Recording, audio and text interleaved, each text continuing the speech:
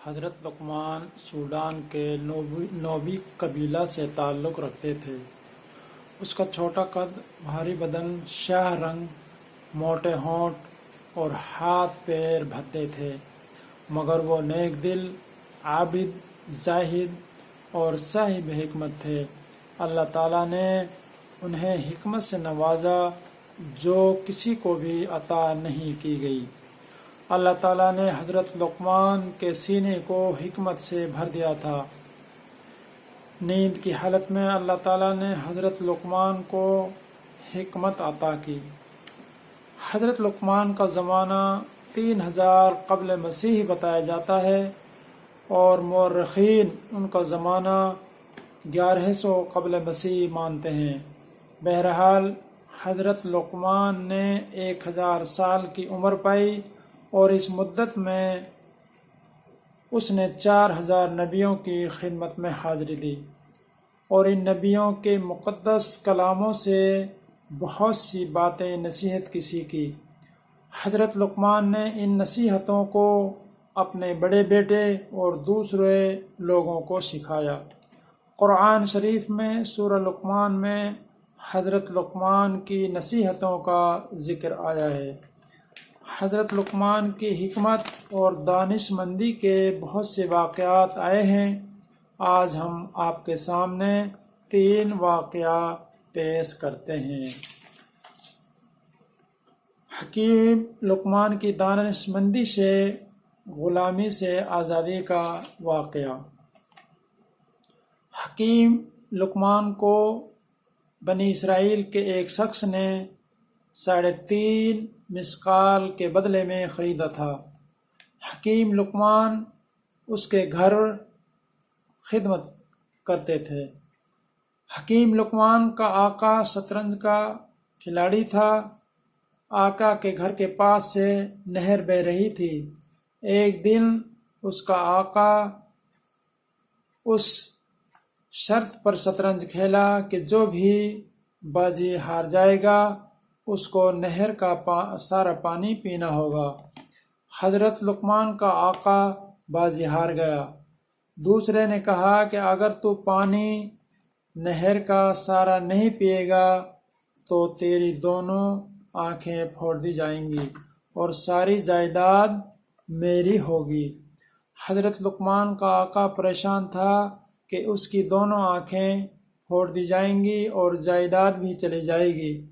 حضرت لقمان کو جب اس بات کا علم ہوا تو حضرت لقمان نے اپنی دانش مندی سے آقا کو نہر کا پانی پینے کی ہاں بھرنے کو کہہ دیا اور کہا کہ میں اس شرط کو ماننے کو تیار ہوں۔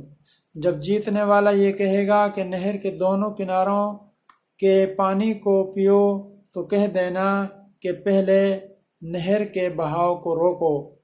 نہر کا بہاؤ روکے گا نہیں اور تم ہارو گے نہیں۔ ایسا ہی ہوا، دونوں میں کوئی نہ جیتا اور نہ ہارا۔ حضرت لقمان کی اس دانش مندی سے بنی اسرائیل کے اس شخص نے حضرت لقمان کو غلامی سے آزاد کر دیا۔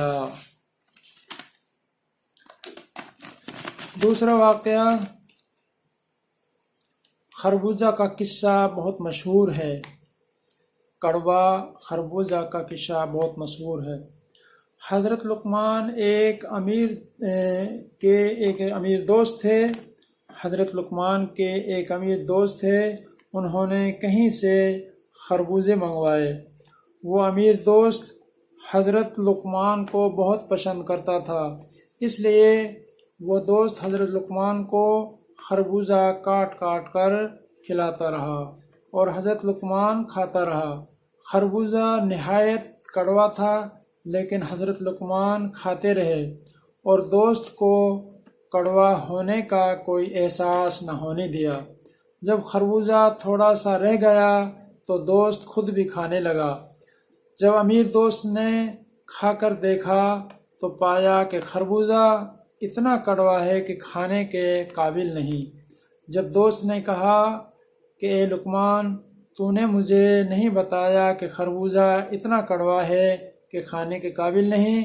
حضرت لقمان نے کہا کہ اے میرے دوست، جن ہاتھوں سے تو نے مجھے اس کڑوے خربوزے کو کھلایا ہے، ان ہاتھوں سے ہزاروں اچھی چیزیں پائی جن کے شکریہ سے میں شرمندہ ہوں۔ اگر یہی ہاتھ مجھے ایک کڑوی چیز کھلا رہے ہیں تو میں کیسے منع کر سکتا ہوں؟ اس بات سے ہمیں بھی کچھ سبق ملتا ہے کہ اللہ تعالیٰ نے ہمیں بہت سی نعمتوں سے نوازا ہے۔ اگر کچھ تکلیف آ جائے تو ہم ناشکرہ بن جاتے ہیں اور سب کو بھلا دیتے ہیں۔ تیسرا واقعہ حکیم لقمان اور طوطے کا ایک مشہور قصہ واقعہ ہے۔ ایک بار حکیم لقمان نے ایک طوطے کو سمندر کا دوسرا کنارہ تلاش کرنے کو کہا۔ حکیم لقمان نے طوطا کو 2 گولیاں دی اور کہا کہ ایک گولی کو کھا لینا۔ ایک گولی کو کھانے سے 6 ماہ تک بھوک پیاس نہیں لگے گی۔ 6 ماہ بعد اگر سمندر کا کنارہ نہ ملے تو آگے نہ جانا، واپس لوٹ آنا۔ 6 ماہ مسلسل اڑنے کے بعد بھی جب سمندر کا کنارہ نہ ملا تو طوطا تھک گیا۔ اس نے دوسری گولی کھانے کے لیے پہاڑ، درخت تلاش کیے، لیکن کہیں پر کوئی بیٹھنے کی جگہ یا آرام کرنے کی جگہ نہیں مل سکی۔ آخر میں سمندر میں ایک پہاڑ کی چٹان دکھائی دی۔ طوطا اس چٹان پر بیٹھ گیا اور آرام کرنے لگا۔ اچانک چٹان ہلنے لگی۔ طوطا گھبرانے لگا اور وہ چٹان نہیں، مچھلی کی کمر تھی۔ اس وقت ہر چیز کو اللہ تعالیٰ نے زبان دے رکھی تھی۔ مچھلی نے طوطا سے پوچھا، تو کون ہے اور کہاں سے آیا ہے؟ طوطا نے کہا کہ میں طوطا ہوں اور حضرت لقمان علیہ السلام نے مجھے سمندر کا دوسرا کنارہ تلاش کرنے کے لیے بھیجا ہے۔ مچھلی نے کہا کہ سمندر کا دوسرا کنارہ تو مجھے بھی معلوم نہیں، البتہ میں تجھے واپس یہاں سے اسی جگہ لے جا سکتی ہوں جہاں سے تو آیا ہے، کیونکہ آگے کا راستہ مجھے بھی معلوم نہیں اور مجھ سے زیادہ بڑی بڑی مچھلیاں آگے ہیں جو مجھے بھی اور تجھے بھی دونوں کو کھا جائیں گی، اس لیے واپس چلنا ہی اچھا ہوگا۔ مچھلی نے طوطے کو اپنی کمر پر بٹھایا اور پلک جھپکتے ہی واپس حضرت لقمان علیہ السلام کے پاس لا پہنچایا۔ جب طوطا نے حضرت لقمان علیہ السلام کو یہ سارا واقعہ بتایا تو حضرت لقمان علیہ السلام اللہ تبارک و تعالیٰ کے سامنے سجدے میں گر گئے اور اللہ سے دعا کی، اللہ سے عاجزی کی کہ یا اللہ، میں تیرے راز کو نہیں پہچان سکا اور میں اس سے توبہ کرتا ہوں۔